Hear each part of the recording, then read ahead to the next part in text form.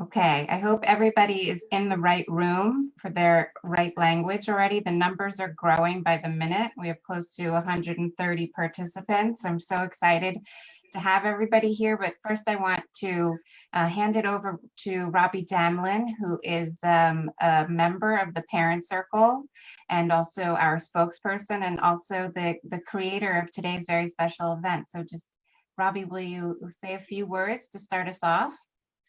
You know, I'm so moved just by looking at this little screen here and thinking how interconnected all of our lives are. This is a really difficult time, but we have to recognize that our lives depend on each other. And it's such an honor to have Edith, who I loved. We've had a love affair for about 10 years, I think, more maybe. And Cheryl, who met me in the middle of the airport to convince me to come to a conference. And it's just Alice who brought me to this extraordinary hotel in San Francisco, where I met nearly 99 extraordinary women. And I want to thank so much the Palestinian office for all the work that they've done for this event, because it was really started when we thought, what can we do? How can we connect with other women? And isn't it a pleasure now that nobody who's on this panel or who's in a room had to ask permission from anybody, not from the army, not from any soldiers, and not from any petty person to be able to join us. And think of this extraordinary luck that we all have, that you can come into our homes and that we can meet without anybody telling us it's okay. So I want to say thank you. Thank you, Cheryl. Thank you, Edith. Thank you, Elise. Thank you, Atia. Wow, amazing. Let's go. Thank you. Robbie, you forgot one extraordinary woman, and that's you, who really captured all of the people here today, and all of the women who you asked to speak here today just immediately said yes, and that's because of you and because of the inspiration that you give to all of us, not just the women here on the screen, but all of the women, many of the women participating here today. So big thank you to you, Wolby. I want to just make sure we have the interpretation correct one last time. אם אתם רוצים לשמוע בעברית, ללחוץ על התמונה של הגלובוס למטה, לבחור Spanish, לשמוע בעברית.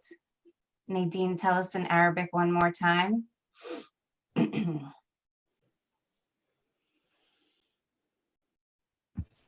للترجمة للغة العربية لازم تضغطوا على إشارة الكرة الأرضية وتختاروا اللغة الصينية, Chinese. Okay. Okay, hopefully everyone's in the right room. My name is Shiri Orion. I am the Executive Director of the American Friends of the Parent Circle.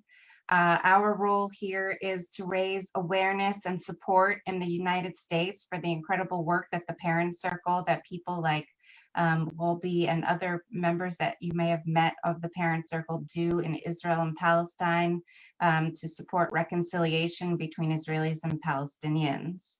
I'm very excited about the webinar that we're going to host today. It's very different than what we usually do, but we have a wonderful panel of really exceptional female leaders that are leading women's movements and organizations all over the world. During the next hour, you're going to hear from these 4 women. I'm going to introduce all of them and give them a chance to talk, but just a little bit of information, just some housekeeping on how this webinar is going to work. We're going to hear from our featured guests, and then we're going to definitely have time for questions and answers at the end, so please don't worry. We have, I see already more than 160 people registered, so please, if you have a question, you look down at the bottom of your screen, there's a little button that says Q&A, and you should write your question in there. We cannot take questions in the chat box. It just gets too confusing. And just to keep the background to a minimum, we're going to keep people muted while you're not talking. You can also, if you're joining by phone, you can send in questions by email to info at parentscirclefriends.org. Okay, just another minute about how this webinar came about. The Parent Circle has an incredibly active women's group. It started many years ago. It's made up of bereaved Israeli and Palestinian women. Many of those women are here today listening. There's a lot of excitement from our women's group about today's panel. And over the past year or so, the women's group has become a lot more focused and committed to developing their leadership skills. They started out in the women's group more about forming connections and relationships with each other, building trust. After a couple of years, they really wanted to focus on how to take their leadership to the next level. And so Robbie said, well, I know a lot of great, inspiring women leaders who are running incredible organizations. Why don't we bring them to speak with you, to the women's group? And then everybody said yes to Robbie. And we said, wow, this is such an incredible group of people. We have to open this up to anybody who wants to hear about this. And so that's really how this webinar came to be. Also, this webinar is being recorded. So if you know somebody who you think would want to hear this today, we'll be sending it around and you can share it with them. Okay. So housekeeping's out of the way. We can get on with our program. I want to introduce our four incredible women. And now I'm going to read a little bit. I think I've met almost every one of our panelists in person, but they have such incredible experience and bios that I don't want to miss anything. So first we have Elise Nelson here with us from Washington, D.C. Elise, say hello. She's the president and CEO of Vital Voices Global Partnership. She, together with Hillary Clinton, co-founded Vital Voices, and it's a global movement that invests in women leaders who are solving the world's greatest challenges. She's been with the organization for 20 years. And under Elise's leadership, the organization has reached 16,000 women in over 180 countries. The organization believes that women are essential to progress in their communities and that the world cannot move forward without their full participation. Soon we'll hear from Elise. Edith Schlafer. Hello, Edith. Will you just raise your hand? There you go. I think I met Edith at Women in the World in New York. Edith founded the organization called Women Without Borders in 2001. This organization works to build competence and confidence of women to effect positive social change in countries of crisis and transition around the world. They have a very interesting and unique approach, one that the Parent Circle has thought about. They use something called mother schools, and Edith will tell us more about that. They use mother schools globally, focusing on conflict areas. They believe that mothers are the first line of defense against extremism. She's won numerous awards for her creative leadership, including Newsweek's 150 Movers and Shakers. Welcome, Edith. Thank you. Cheryl Olitsky and Atiya Aftab. Hello. Atiya, raise your hand. Yes, thank you. They are the co-founders of an organization called the Sisterhood of Salaam Shalom. It's a grassroots organization providing a space and tools for thousands of Muslims and Jewish women and teenage girls to build respect and relationships. In just a few years, the Sisterhood has grown into a movement of women from all over the United States and Canada. Cheryl is the executive director, and she was nominated a change maker at the White House Summit on the United States of Women. Sorry, I think I may not have said that correctly, and has received scores of prestigious awards for her work. Atiya, she is the current chair of the Sisterhood, and she's an adjunct professor at Rutgers University, where she teaches Islamic law. She chairs the Center for Islamic Life at Rutgers University and is a member of the university board that governs the university. She is the first woman to chair the Islamic Society of Central Jersey. Great. I hope I got all that right. You guys have incredibly packed bios with like accolades and achievements and accomplishments. So I want to quickly turn it over to you because I have a lot to learn from you as well. I'll give you a chance to say a couple of words. You each have about, I'll be checking the time, but about at least 8 minutes to speak. And I would like it, well, the group would like it if you would talk a little bit about what leadership means to you. Think about, you know, back to maybe when you were first getting started, or just in the beginnings of your leadership, what it means to you, how it's evolved, and especially in Vital Voices, the role of mentorship. Mentorship is a big part of the work that you're doing. How is that, what role does that play in women's leadership? Wonderful. You want me to start? Yes, I want you to start, please. Wonderful. Well, thank you so much for including me. And Robbie, thank you for pulling me into this wonderful network. I can actually feel the energy of the more than 180 people joining us, at least by Zoom, and then I'm sure many more by Facebook. So thank you for including me. And I have to say, the moment I got the email talking about bold women leaders, I was in. Not only did it come from Robbie, who I'll do anything she says, but I think right now is our opportunity as women and the male allies that we have around the world and probably joining us here, that we as women need to be bold, because I am just absolutely convinced that our leadership as women is more needed now than ever before, ever before. I've been working with thousands of women, as you heard, around the world, now actually up to 18,000 women across 182 countries globally, and worked with those women directly. I've traveled to most of their countries around the world. And what was really interesting in our history, and you heard a little bit about what we do, we search the world for women who have a daring vision for change. And then we invest in those women to take that vision they have to scale through mentorship, through training, through a network of her peers, which is actually one of the most powerful things that we do, but also by giving her visibility and credibility. And so often when we meet these extraordinary women, they'll say to us, oh, I'm not a leader. I'm just doing the right thing every day. And to me, that is what leadership is about. Leadership is a choice. It's a choice to take action. And one of the things that we have found working with thousands of women around the world, and I wrote a book a couple of years ago really talking about this, is that we began to see that there were these commonalities in the way that women were leading change. And it was very different than status quo leadership and what maybe we recognize as traditional leadership, more hierarchical leadership. It's a lot more collaborative.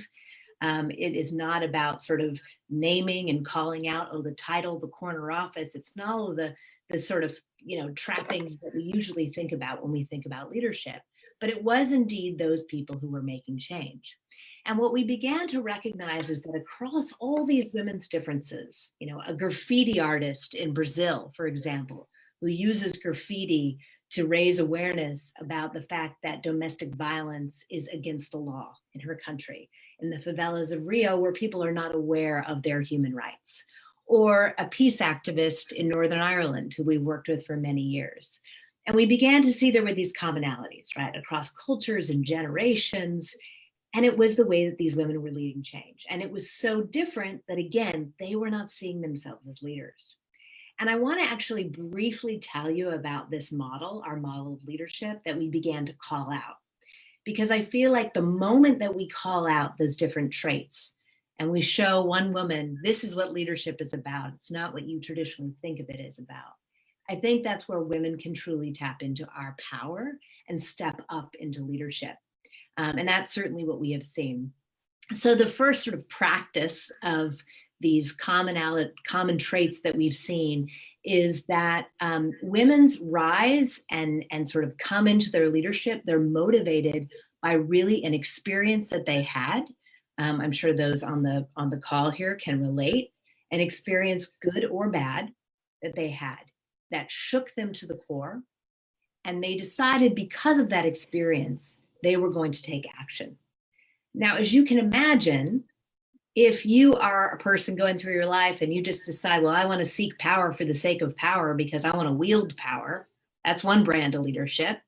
But you can imagine this other model of leadership where you experience something, it rocks you to the core, and you say, that's not right. I want to change that. I'm going to step up and I'm going to make a choice to take action around that issue. So we call that a driving force. It's really a personal mission statement. And what I firmly believe when you talk about what is leadership, what does it mean to me? It starts with that. If a leader does not have that driving force, that true north, that personal mission statement, not the mission statement of your organization, but a really clear view about not just where they're going, but why they're going there, why they believe so strongly in that change. So we call that a driving force or a sense of mission. And if you think about it, the world is craving authentic leaders. We are craving leaders who know what they're about and who are true to their word, right? We want to know that that's their vision and they're going to stick to it, because there's going to be a lot of people to try and sway them off the path, right? So that's the first thing we look for, is that driving force. The second practice we talk about and that we've seen across women around the world is an idea of having deep roots in the community. And what we mean by that is that they've got an ear to the ground. They go in listening, not talking, right? Traditional models of leadership, it's been all about sort of going in, you know. You think about the leaders who are leading us through this crisis. They're listening to science. They have great empathy. They have great compassion, right? And that is what our world needs. They need people who can put themselves in someone else's shoes. But you think about that word empathy. Now, that has not been a traditional word that people would think of when they think of leadership, but it absolutely is. If you cannot put yourself in someone else's shoes, listen, have compassion, reach into the community and take that feedback, how can you expect to lead people forward? Particularly now with this changing environment where people can be heard, you know, all over through technology. They need to know their leaders are also listening to them. So that empathy piece, or what we would call having those deep roots in the community, is extremely important for leaders, that they're the ones rising people up. And we've seen great research now that supports this and supports actually that women are really good at that kind of leadership. So for example, there was a study that came out that showed that women, the more senior they become, you know, they could be the CEO of a company, they never stop asking for feedback from those people that they're leading. Whereas, and I don't like to compare men and women, but this is research, I'll just present it, is that, you know, at a certain point, men actually stop asking for feedback. They sort of feel like, well, I've gotten to the top job, so thus I must be doing something right, so I'll just keep doing that. Now, of course, this is a blanket statement. It's not about all men, but women tend to ask for feedback more, right? The third area or practice of our leadership model, and it is totally exemplified today in this panel, is crossing lines that typically divide. I first learned this from the extraordinary trailblazer and peace builder in Northern Ireland, and I certainly see it here in this discussion, which is, how do we work with people who are different than us? That maybe we agree on many different things, we come from different communities that maybe haven't collaborated. But if we don't find ways to work together, we can't move forward. Because if you want to make sustainable change, it means working with people who believe differently, who are different, but you can come together around this one thing. So that's the third practice of our leadership model. The fourth is bold ideas and bold action.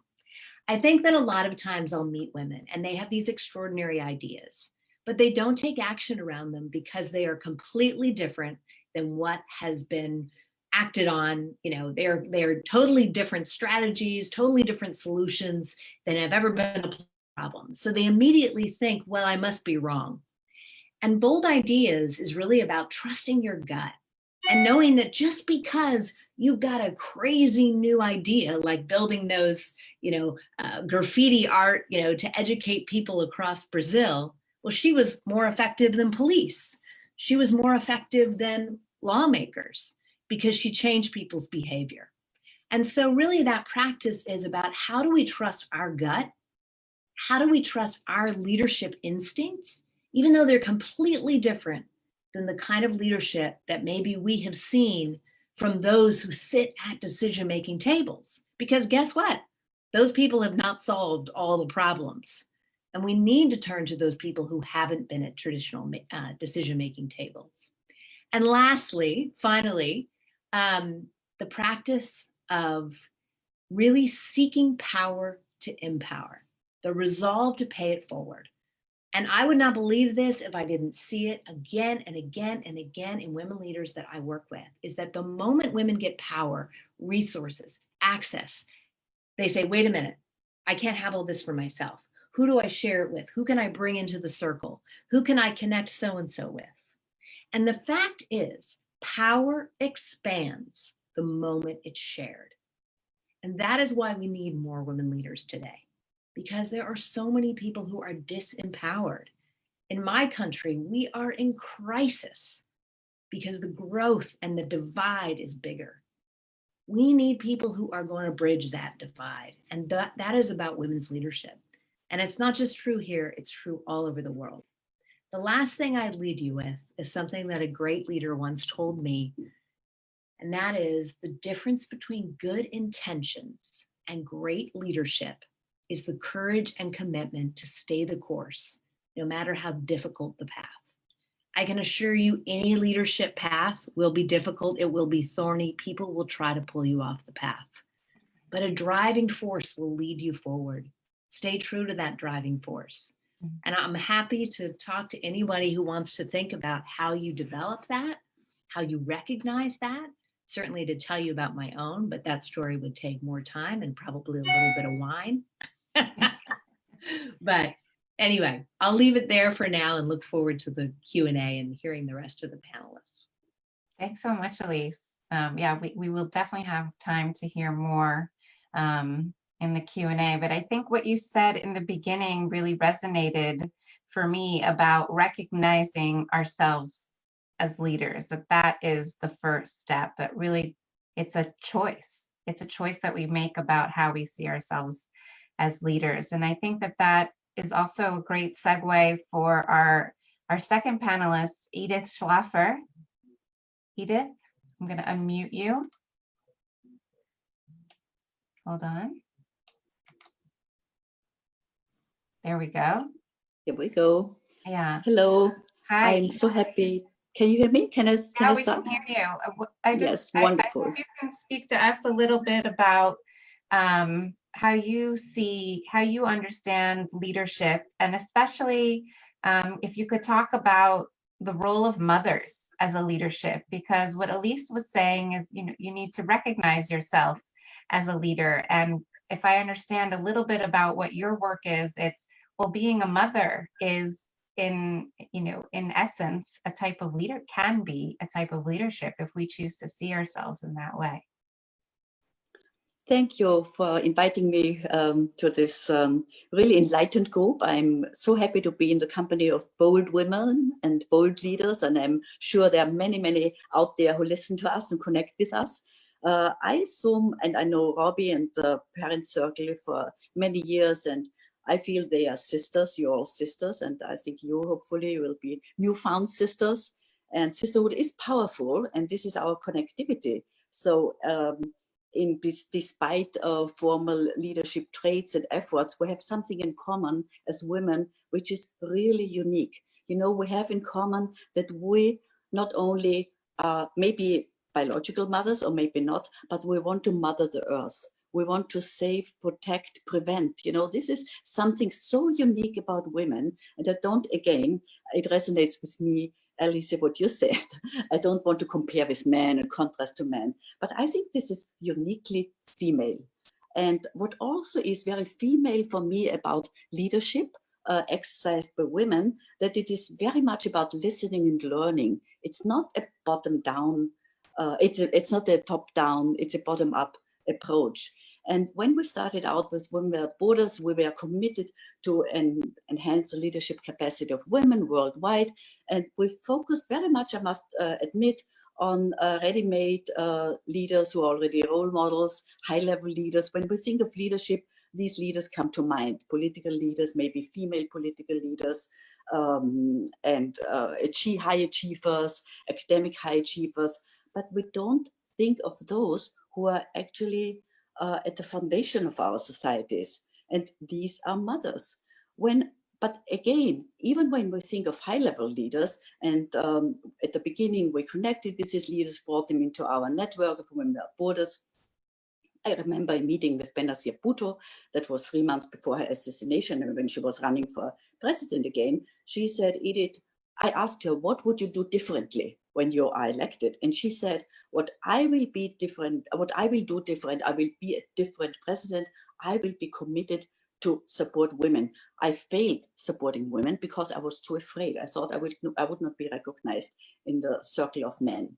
Okay, so this is the challenge of patriarchy. But it took us as Women Without Borders a trip to Tajikistan in Central Asia to get a completely different view of leadership. We were there invited to run a leadership workshop with grassroots women in the cold mountains in Tajikistan. And I sensed trouble in the room. The women were strong leaders, but at the same time, very agitated. And I asked them, what is wrong? What is so difficult? And one after the other spoke, and they said, we're so afraid for our boys. They are being recruited. They're going into the wrong direction. We feel there's something totally wrong. And our team asked them, do you see any way to stop that? Can you be a stop factor? And they said, no, these boys are men. When we asked how old these boys were, they were 12, 13. So we started talking about puberty, adolescence, and the role women mothers play, particularly in this turbulent area and arena. And this was obviously for the women such an eye-opener that their developmental stages and that their hormones spreading through their system, and they are needed more than ever. And they must exercise their authority. They must be there and demand respect. And one of the mothers stood up, I still remember her name, Rosaria, and she said, thank you very much for this workshop. I know what we need. We need to go back. As mothers, we need to go back to school. That was when the penny dropped. And that was she's the godmother of our mother schools model. But I mean, we are a group of sociologists, psychologists. We did not immediately jump to action. We wanted to explore the terrain and sharpen the tools we have available, embarked on a research project with the question, can mothers challenge violent extremism? And we ran a survey of over 1,000 mothers across 5 countries, in Israel and Palestine, in Northern Ireland, in Nigeria, and in Pakistan. And I must say, the parent circle group, and particularly Robbie, was extremely helpful and instrumental that these interviews could be done also in Israel and in Palestine. So what the takeaway from the survey, I don't want to go into it, but we looked at the fears of the mothers, the needs of the mothers, and the trust. Whom would they trust? And I think the trust is the most important piece, because whatever we do, whether we want to lead, change, bring peace, create alternative structures, we need to do this in a trusted environment. And mothers trust other mothers most. They gave each other the #1 trust score, followed by other family members, teachers, and so on. So what would they need? They said they need knowledge. They know so little about how to educate their children, how to raise their children, what is going on in their systems, in their brains, in their emotions. They really wanted to access this knowledge. They asked for it precisely. And they said they need a space to come together, to create a community of mothers, to exchange their experiences, break down the barriers between them. So having learned that from the survey, we embarked on the next challenge to translate the findings of the survey into a model. It's the Mother Schools Parenting for Peace model. It's a grassroots intervention strategy, bringing women, mothers of adolescent girls and boys together and create these meetings and schools where they can explore their potential as leaders in their families. And we have so far implemented the project the model in 16 countries. And the theory of change is that if mothers are confident and competent, they can create safe environments, and they can contribute to peace, security, and contribute to ending violence in their communities, in their immediate society. And if I think of a few examples and a few findings which I would like to share with you, it is very much about breaking down the stigma or the silence between mothers. Each and every mother wants to present her children as the best, as the most competent, but this often leads into the wrong direction. I give you one example. That was in a mother school we led in Luton, England, in very volatile communities. And there were two mothers, their boys were friends, and both of them went into the wrong direction, were recruited, ended up in prison. And both mothers said, if we would have had the courage to talk about it, to share our suspicions in the right time, in a timely fashion, we would not be standing outside of the prison and wait for permission to enter and see our boys.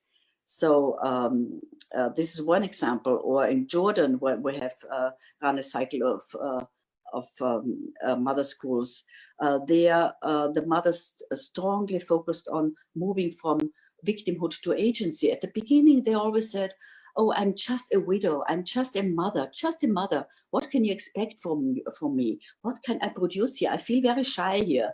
And the first phase of the meetings is always about speaking out, explaining about herself, talking about herself, gaining self-confidence. And at the end of the meetings, these women share their stories, bond with each other, strategize, find collective solutions.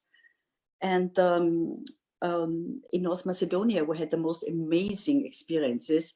In the situation in the Balkans is very volatile, partly because of the recruitment that was going on. And a group of mothers in a mother school had the suspicion that the children who went to meetings in the afternoon after school activities led by an unregistered NGO, that there was something wrong. They went there, they explored courageously. That was not easy vis-a-vis the authorities. You know, they took, because if one mother would have gone and reported, who knows what would have happened to her son, to her family. But as a collective, they were listened at, and they could solve the situation and raise awareness and prevent damage for the wider community and other kids.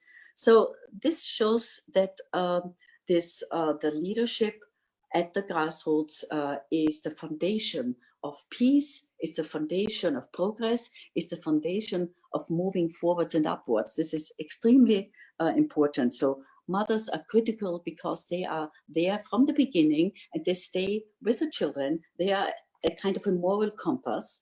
And of course, the fathers are there as well, but this is a different story and needs to be approached as well, of course.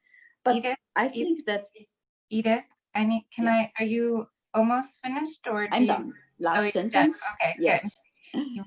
So mothers as leaders have so much in common. And it's not about the situation, what is my situation as Palestinian or Kashmiri mother, as English mother, Austrian mother. It's a global motherhood. The power of global motherhood is the foundation of peace and security. It is the basis and the foundation of a global security architecture. And this is more needed than ever. There is lack of leadership, and I think there is a resource which is not explored to its full potential. And this is, I think, our responsibility, that we stand by, support these women, recognize mothers worldwide. And it's not only for the mothers, for the sake of the mothers, it's for the sake of global security overall, I would say. Thank you very much. Thank you. It's a very empowering concept of global motherhood. And as personally as a mother of 3 daughters, I can really connect to that idea. But also, I know many of the Israeli and Palestinian women who are part of our organization are mothers, and they have a special standing in society.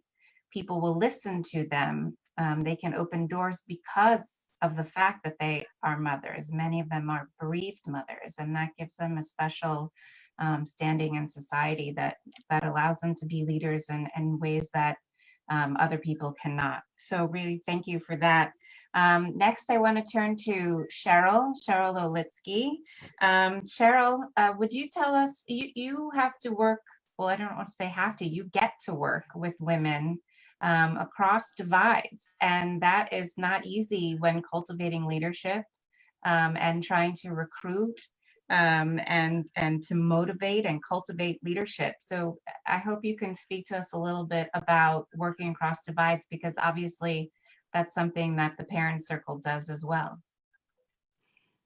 Thank you, Sherry, and thank you, Elise and Edith. Our placement is perfect because Elise's theory of leadership is the sisterhood, and Edith, we come together as moms, as grandmothers, aunts, daughters, nieces. No one messes with our kids. And when hate is messing with the safety of the future generations, these women in the sisterhood come together to say, we've got a choice. We could sit it out or we could dance. And they have come together as 8,000 leaders. It's what Elise said. They're all leaders by making the choice they're going to dance and they're going to make change. The sisterhood, just very briefly, is... Cheryl, I'm very, very sorry to interrupt you, but we're having some issues with the translations and I want everybody to be able to hear you. So Netta, I understand in the Hebrew translation, it's hard to hear you. So can you please maybe take out your earphones or fix something with your sound, Netta? Is it Netta? Sorry, whoever's doing the Hebrew translation, maybe it's Sharon, who's doing the Hebrew translation, it's hard to hear you. And I understand now that there's also an issue with the Arabic translation. So it's just the Arabic. Netta, I think there's just a little bit of, it's hard to hear you a little bit. If you could maybe try not using the earphones. Sorry, it's just the Arabic translation that's a problem. So Netta, could you please fix that? Okay, Cheryl. Sure. Back to you. Sorry to interrupt you, but I want people not to miss this. The Sisterhood of Salaam Shalom is based on the theory of change called contact effects.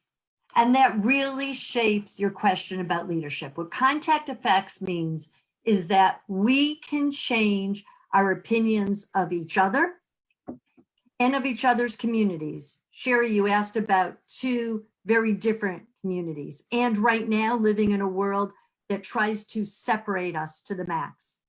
What contact effects says is that if we bring two people who are different together for a shared goal, we give them a safe place to meet. Right now, it's via digital technology.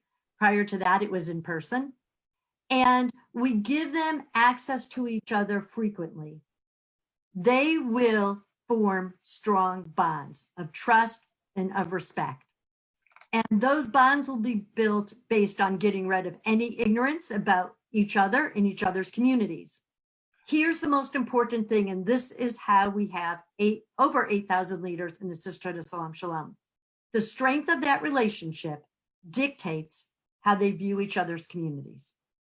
So we know that if we could bring together every Jewish and Muslim teenage girl and woman in North America, and we have expanded into Europe, to develop those strong bonds, we can change the divisiveness, we could change the hate between both our communities. And that's what we're doing in the sisterhood.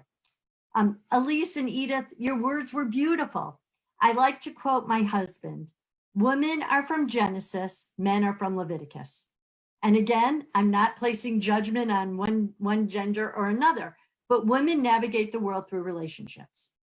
The sisterhood is based on relationships. In everything we do, whether it's going out and participating in organizing a march, or whether it's going to protest what's going on right now in China with the Uyghur community, or in India, or trying to change the laws for asylum seekers. It's all because of relationships. We have gone from strangers to friends to sisters.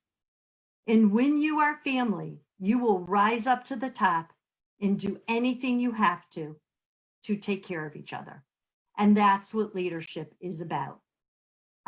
So what you see in the sisterhood, yes, you do see two different faith communities, Muslim and Jewish, but those differences are embraced.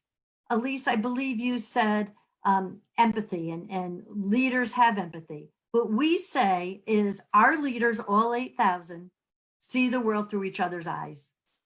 And once you look at the world through your sister's eyes and what they're feeling and what their challenges are, you navigate that world that way. And that's when you become a leader.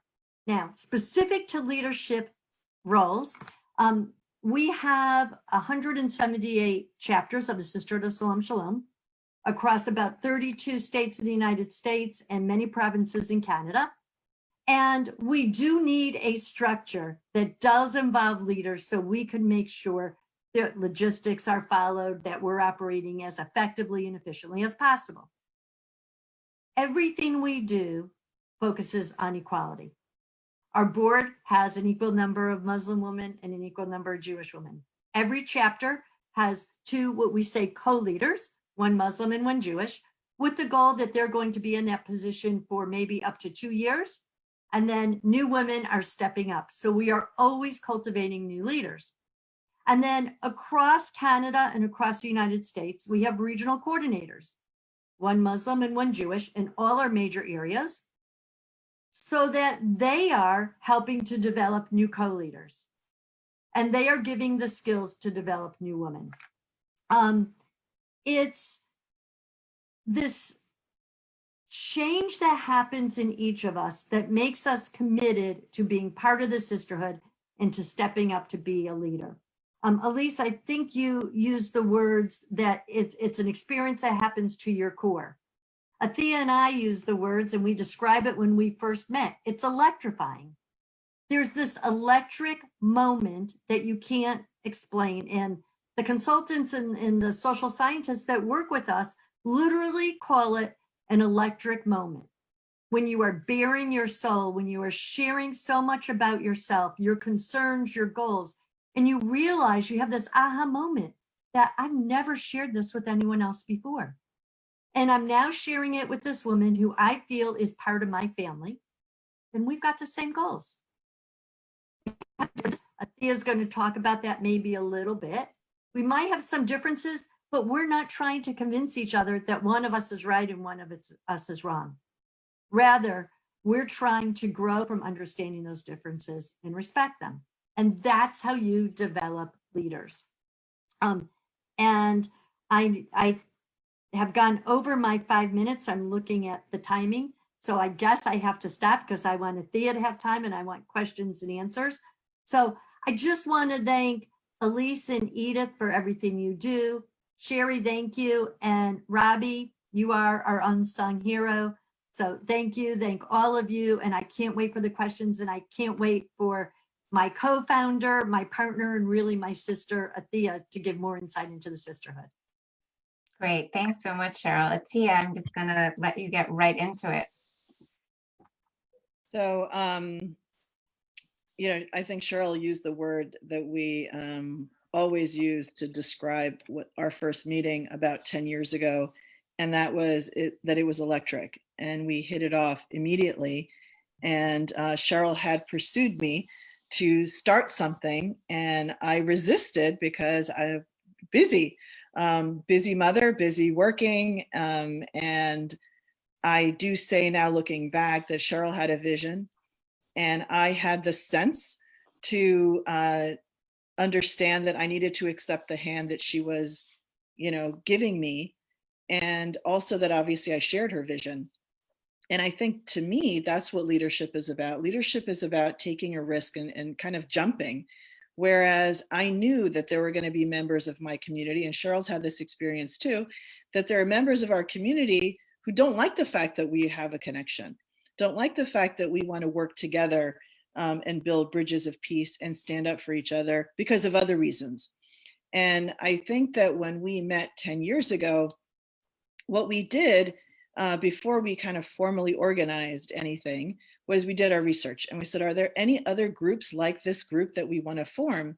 And what we discovered is that the groups that we had, that had talked about the quote unquote, these type of issues were groups that were founded based on, they were called whether Arab, Israeli, Jewish, Palestinian, and they all fell apart. And I believe they fell apart because their premise was on one issue of conflict. And the premise of the Sisterhood of Salaam Shalom is women working together, women of faith working together to build bridges of peace, to get to know one another, to create spaces where we can ask each other questions that are sometimes awkward, questions that are sometimes personal, questions that you can't ask at work, or you don't meet with those others who in your daily routine. We wanted to create a space where women were getting together and having those conversations. And we didn't want the focus of a Muslim and a Jewish woman coming together to be about Israel and Palestine. So our foundation was that we are women of faith, that Muslims and Jews have had over 1400 year history together, and that we're going to focus on issues surrounding that.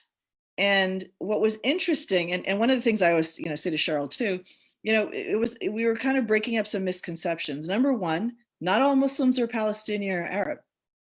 And sometimes that was a surprise for some of the women that I had, some of the Jewish women I met. I'm half British, I'm half Indian, and I was born in Pakistan, but I'm an American Muslim. So, yes, Palestine is very important to me. The Masjid al-Aqsa, the city of Jerusalem, is very important to me from a religious perspective, from a human rights perspective, but I am not Palestinian. So what we did is that we said, you know what, we're going to focus on our common points of faith. And there are numerous common points of faith. We'd have conversations where you fast, oh, I fast. Oh, issues of modesty, issues of raising children in a community that is a majority Christian community. And you know what? Our holidays are different. It's our holiday on Friday, Eid al-Adha. And how many people, of course we're in COVID time, but getting days off from school, celebrating a holiday when no one else is celebrating. And we shared so many of these common experiences, the experience of being a woman leader in our faith communities and the challenges associated with that Jewish women had kind of gone through already in America, and that we are going through now as Muslim women in our faith communities, and those challenges. So we had a lot to learn from each other. But what was interesting, so we kind of, I wouldn't say that we avoided Israel and Palestine. We didn't have it as our priority focus. But what happened is eventually over these years of our relationship, and one of our components of our organization is a Building Bridges trip. And we had taken several trips. We had visited Albania and Bosnia. We had gone to Azerbaijan. We had a civil rights trip so that we can learn from those who've struggled in the American South. We took a trip to the US border in Arizona. And when we looked up together at the wall, at the border of the United States and Mexico, we had gone through checkpoints. We came back from that trip and we realized, you know what, with the help of organizations, including the Center for Nonviolent Communication and Combatants for Peace, we had a 3-day retreat discussing the Israel-Palestine issue. And we ended up coming up with a statement on the issue. And what it was a very natural progression of our relationship, personally, Cheryl and I, and also as an organization. And the time was ripe for that. And I think that to me is what about leadership is. Leadership is about, coming forward, learning, taking a risk, and being there to listen. We talk about this, listening to other stories and trying to understand what another person, another group is experiencing. And also, I kind of said another group because everyone's different. And one of the most fascinating things is that, especially on our trips or in our conference or in our chapter meetings, we find that sometimes the most spirited discussions and debates are amongst the same religious community, amongst the Muslims or amongst the Jews, rather than really a spirited conversation or debate between the Muslims and Jews. And guess what? We wouldn't know that unless we were in that kind of environment and in a space where we could have those very interesting and very bonding kind of conversations.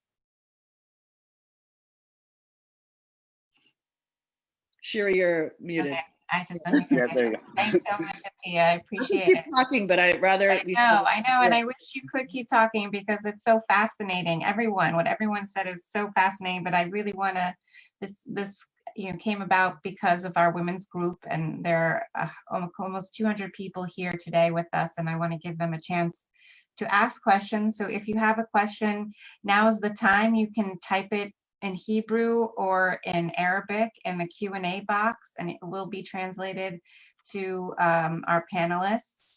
As the questions start coming in, or you can type it in English in the Q&A box.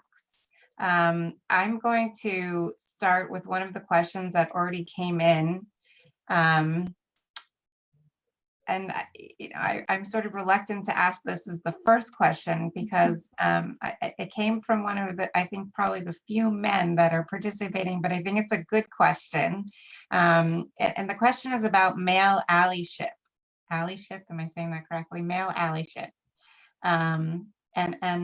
And how do we cultivate that? So I don't know if we have time for everybody to answer that question. So maybe if, like just one or two of our panelists want to, well, we can all speak. Okay, we all get to speak, but please just do it briefly because the question is coming in. The questions are coming in. I'll address it real quickly. This is from Jonathan, who is a dear friend and a dear ally, and I respect him so much. I will do it from the eyes of the sisterhood. We so often in holiday observances, in different programs, bring in males who surround our lives, and the men build the relationships that way. We also have a few chapters that have started of men who are spouses of women in the sisterhood, and they said they refuse to not be a part of this. So it's very important, Jonathan. It does happen. We see it happen. I can tell you from those male chapters in a few Muslim Jewish men's organizations that I do know around the country, it's a very different way of approaching the relationship. It's a very different way of getting together. And so I could say from Athea and my relationship, Athea's husband is an absolute brother to myself and my husband, Carrie. He happened to save my husband's life when he was ill. And there was no one else in the world that I wanted next to me. But it's all about our relationship first and then bringing the other men in. And Jonathan, what you're doing is fabulous. And there are men's groups out there. It's just a different model of relationship building. Thank you. Edith, you have to unmute. Please unmute. Wait, I'm unmuting you. Where did she go?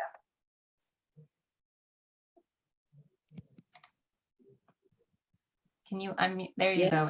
Okay, yes, wonderful. So I think we have to be realistic. We live in a climate that is defined by unshaped masculinities, I would say, and in the space of raging patriarchy, not only in countries of crisis and transition, but overall. And when I say, I think I was introduced as that we place our work in countries of crisis and transition, but now as global community, as the global north, we're also in crisis and transition, so we're all in it. And in terms of the man allyship, this is extremely important. And I think we have not been brave enough and maybe realistic enough not to build up the mother schools as parent schools. Parenting for Peace is a subtitle, but we didn't assume that we would get the male allyship mobilized right away. But now, after almost a decade of running mother schools, we get the men who want to be included. So we don't approach them, they approach us via they are the husbands, the sisters, the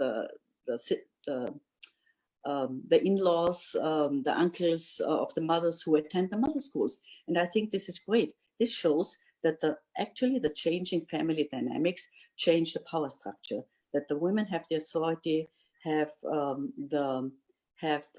now the aura that they they can bring something to the dinner table conversation, that they step outside, that they become leaders in their communities, that they exercise their multiple identities. I think this is so important that it also resonates with me, what you said, Atia, that we don't focus on one identity as being a stakeholder in a conflict.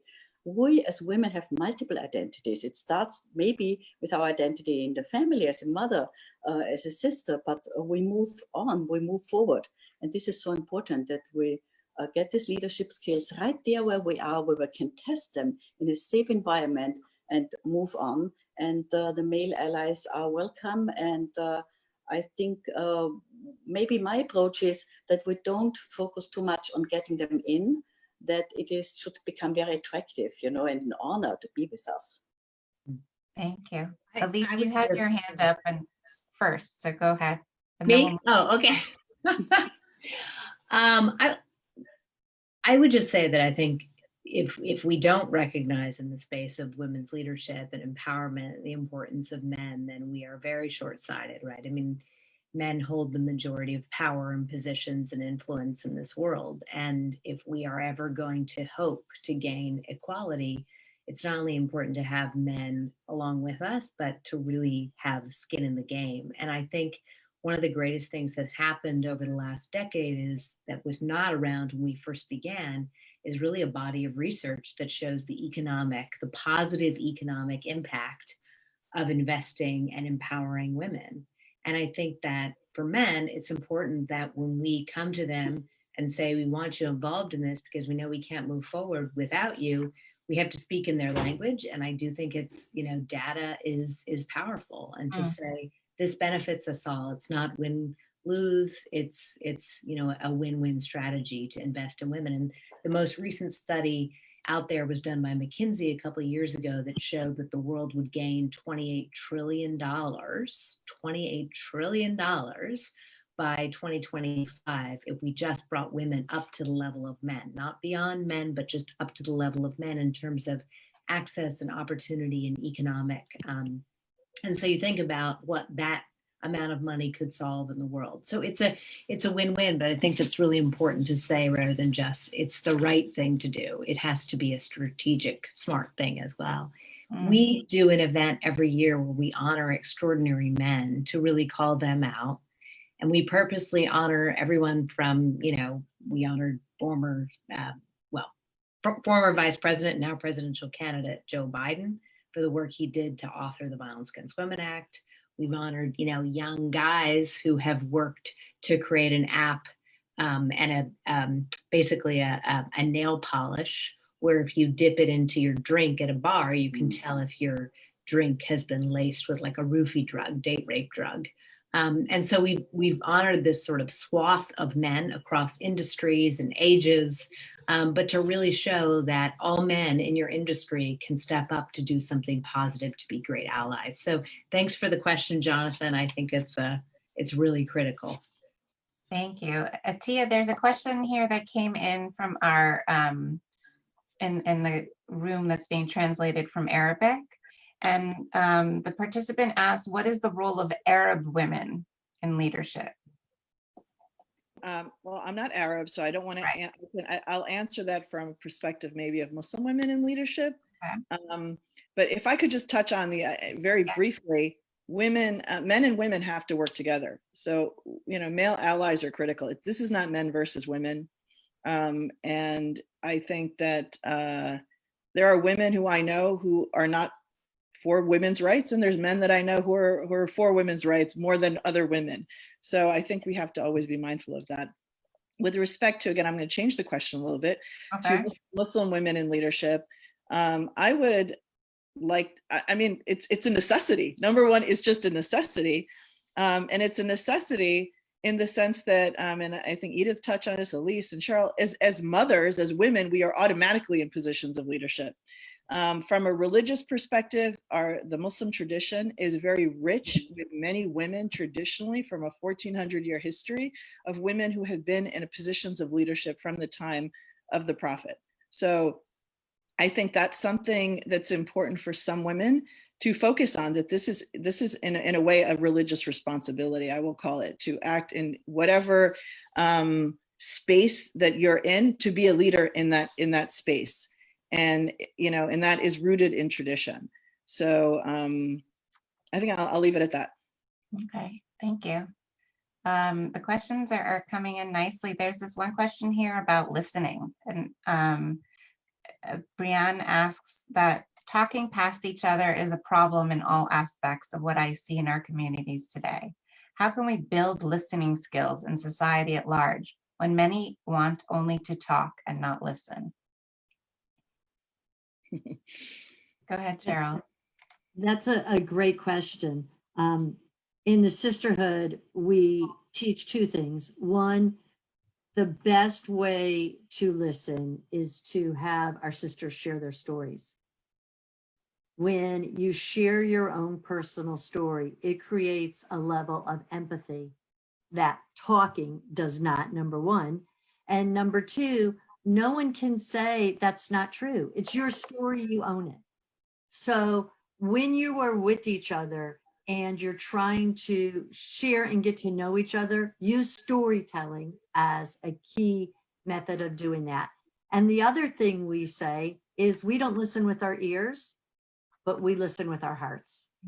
And what Athea was talking about regarding the Israeli-Palestinian conflict, we moved into that once we knew that the members of the sisterhood were ready to listen with their heart, not their ears. And once you do that, it's more about not talking and using your heart to listen and understand the other person. So stories and listening, not with your ears, but your heart.